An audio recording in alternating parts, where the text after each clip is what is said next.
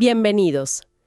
Hay una palabra que, bueno, seguro todos hemos usado alguna vez, kafkiano, Sí, claro. para esas situaciones absurdas, ¿no? La burocracia terrible, esa angustia como de pesadilla. Pero, ¿cuánto sabemos realmente del hombre de Franz Kafka? Mm, es una buena pregunta, porque el adjetivo es famoso, pero la persona detrás, Justo. Hoy vamos a meternos de lleno en el universo de Kafka, un escritor, bueno, fundamental del siglo XX y bastante enigmático. sin duda. Tenemos varias fuentes interesantes, artículos de Bibliored, Wikipedia, unos análisis en video de la nueva enciclopedia, The School of Life, de W.E. Español. Buen material. La idea es ir más allá del término kafkiano, ¿no? Conectar un poco su vida, que fue bastante dura, con esa obra tan única y entender por qué nos sigue resonando tanto hoy. Me parece perfecto. Hay mucho que desentrañar ahí. Así que bueno, empecemos por el principio. Praga, 1883. Nace allí en el Imperio Austrohúngaro. Exacto. Una ciudad muy particular en esa época. Sí, multicultural. Checos, alemanes, judíos, conviviendo pero con tensiones, ¿verdad? Sí, tensiones latentes. Y él nace en una familia judía de clase media. Hablaban alemán, también checo. Y esa familia, sobre todo el padre, ¿no? Es como clave. Absolutamente central. Hermann Kafka, el padre. Un comerciante hecho a sí mismo, una figura imponente, muy autoritaria. Marcó a Franz de una manera tremenda. Se siente en todo lo que escribe, casi. Totalmente. La madre, Julie, venía de una familia como más culta, pero bueno, quedaba opacada por el padre. La relación con él fue un conflicto constante, y yo diría una llave para entender mucho de Kafka. Y además de esa tensión paterna estaba el tema de los hermanos. Era el mayor, ¿no? Sí, el mayor de 6. Y hubo tragedia temprana. 2 hermanos murieron muy chiquitos. Uf, eso deja marca. Claro, le quedaron 3 hermanas, Eli, Vali y Otla. Otla era su favorita, su confidente. ¿Y el destino de ellas? Terrible también. Murieron en el Holocausto. Las 3. Sí, un horror. Esa sensación de fragilidad, de pérdida, estuvo ahí desde el principio. ¿Y cómo era él de niño? Ya se notaba algo de, bueno, de lo que vendría después. Era un niño tímido, muy reflexivo. Delgado, él mismo se sentía como débil, esmirriado, comparado con el padre, ¿no? Claro. Estudió en escuelas alemanas, muy rigurosas, y era muy curioso intelectualmente. Leía filosofía, Nietzsche, se interesó por ideas socialistas en su juventud, aunque luego se alejó. Mencionaste lo de sentirse débil frente al padre. Hay una anécdota famosa, ¿no? La de la caseta de baño. Sí, esa es terrible y muy reveladora. Él mismo la cuenta. La vergüenza de desnudarse frente al padre. Esa sensación de insuficiencia, de ser juzgado constantemente.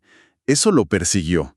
Y esa presión del padre también marcó su carrera. Lo obligó a estudiar derecho. Exacto. No era su vocación, para nada. Fue en la universidad donde conoció a Max Brod.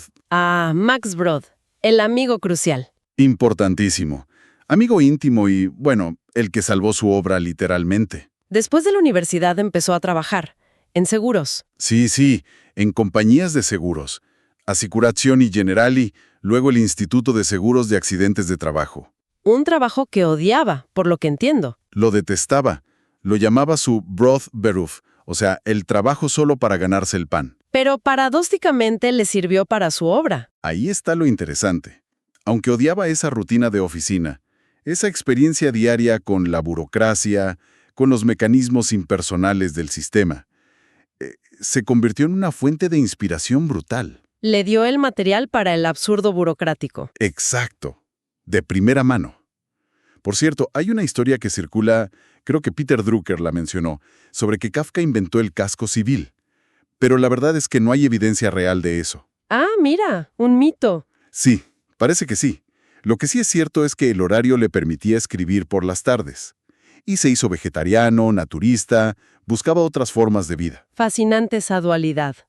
La vida gris de oficina y es el mundo interior tan potente. Y esa tensión se ve también en sus relaciones, ¿no? Muy complejas. Muy complejas.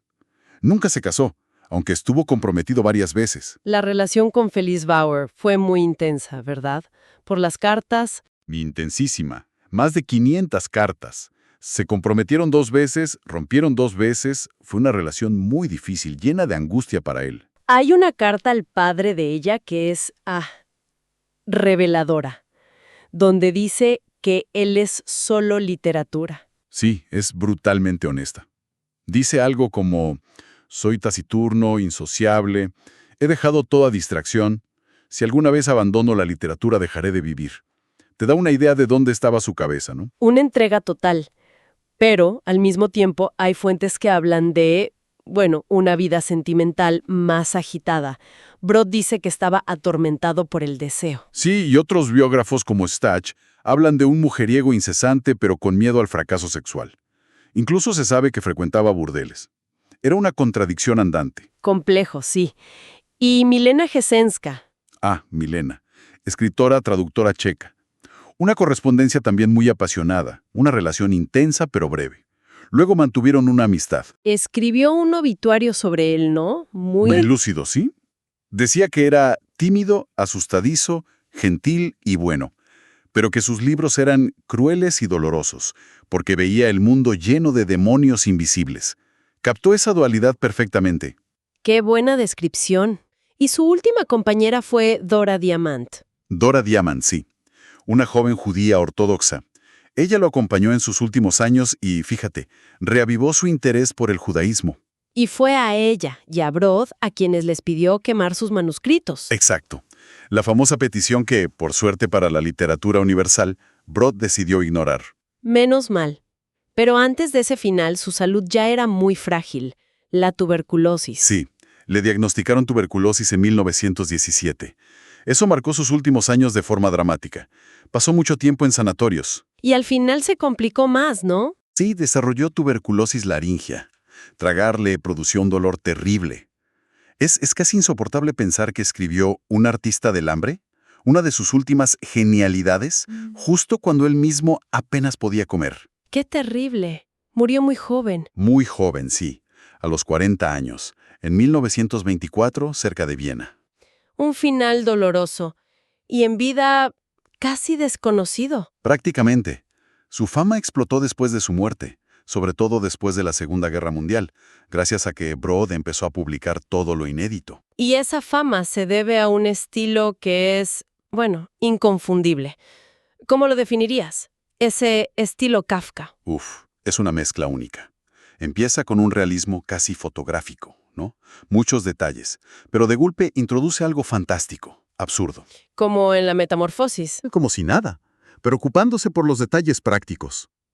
Eso crea unas atmósferas opresivas, oníricas, como de pesadilla lúcida, pero contada con una claridad. Sí, el lenguaje es preciso, casi austero. Muy preciso, pero cargado de simbolismo.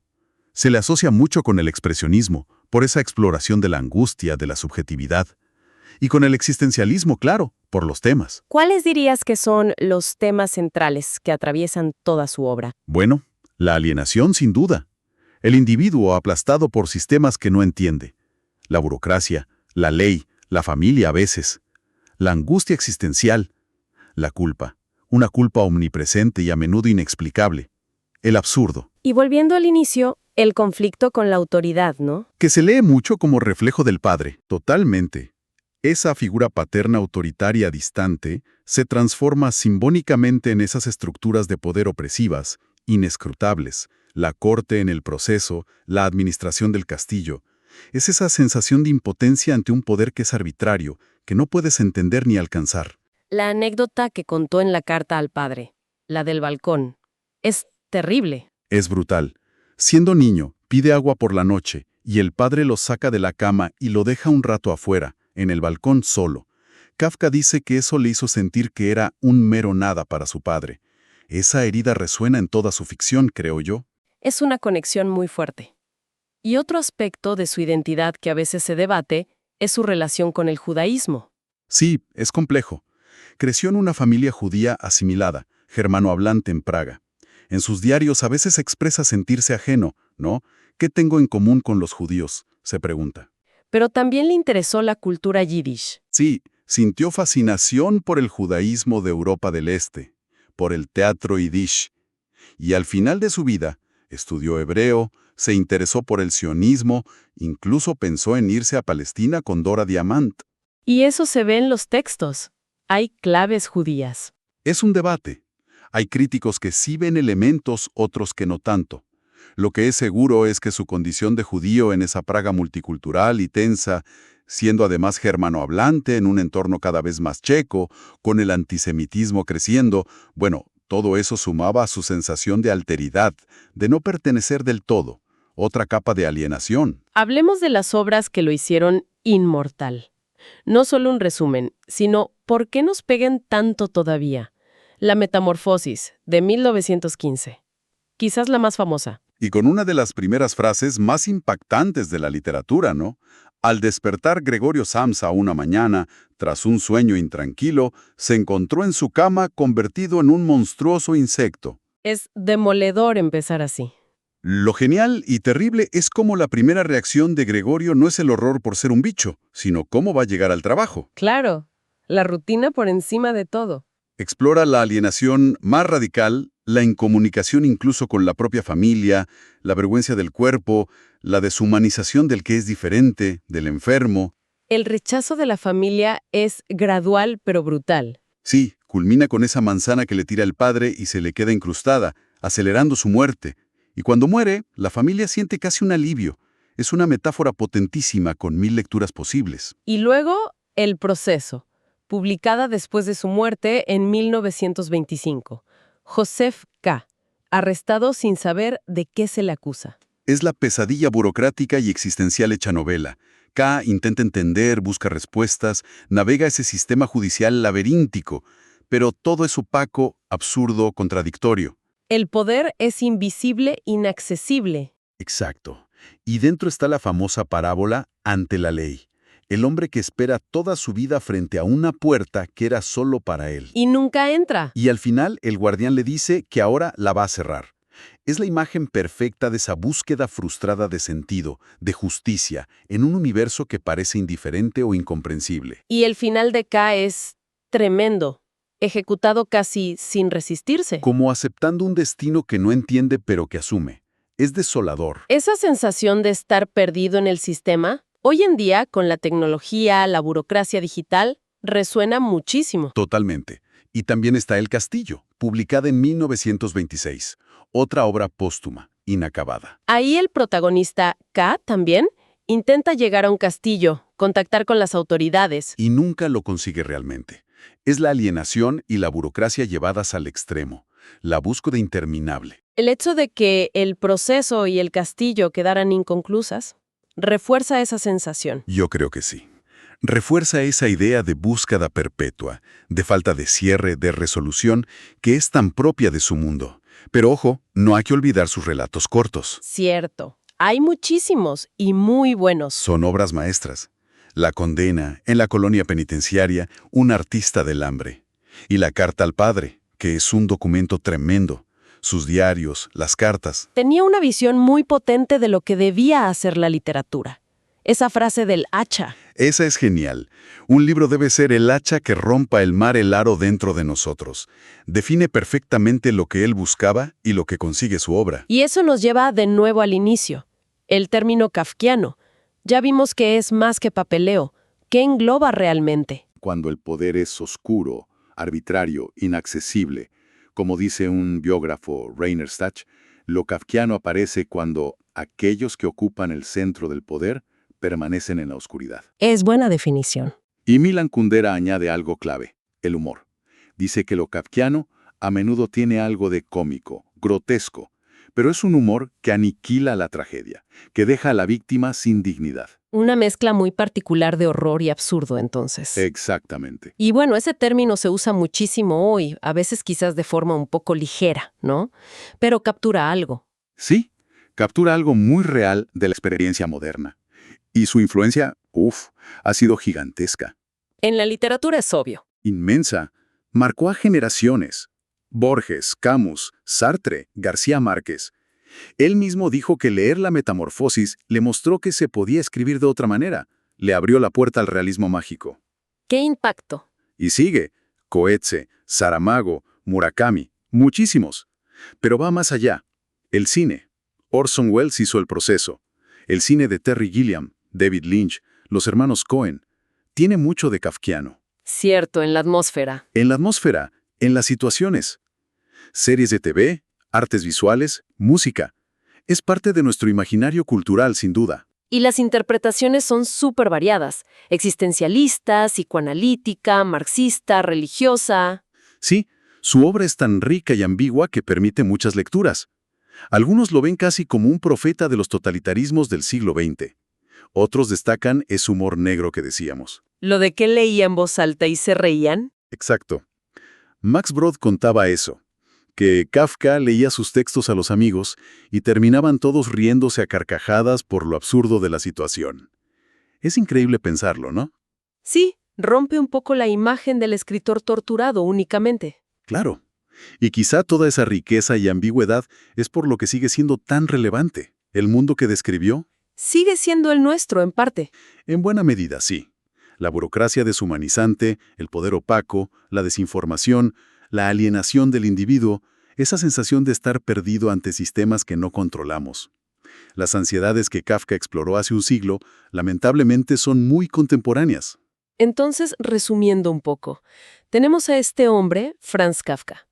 Por fuera, un empleado de seguros, un hijo con una relación complicadísima con el padre, Una vida aparentemente normal, gris incluso. pero por dentro una vida interior de una riqueza y una obscuridad extraordinarias. Y una genialidad para transformar sus miedos, sus neurosis más personales, en algo universal. Exacto. En una obra que nos sigue hablando de la condición humana frente al absurdo, al poder, a la alienación. Creo que esa es la clave. Su literatura, aunque a veces te deje mal cuerpo, ¿no?, es necesaria. Funciona como esa hacha para el mar helado. Nos obliga a mirar de frente cosas que preferiríamos no ver. Las ansiedades, las dinámicas de poder. Y lo hace con una habilidad increíble para describir lo indescriptible. La lógica de las pesadillas, el absurdo burocrático. Con un lenguaje que parece simple, pero no lo es. Engañosamente simple y preciso. Nos da herramientas para pensar nuestro propio tiempo, sin duda. Y bueno, para terminar, dejo una reflexión para quienes nos escuchan. Pensando en todo esto, la inseguridad brutal de Kafka, su autocrítica feroz, ese deseo de que quemaran su obra. Ujú.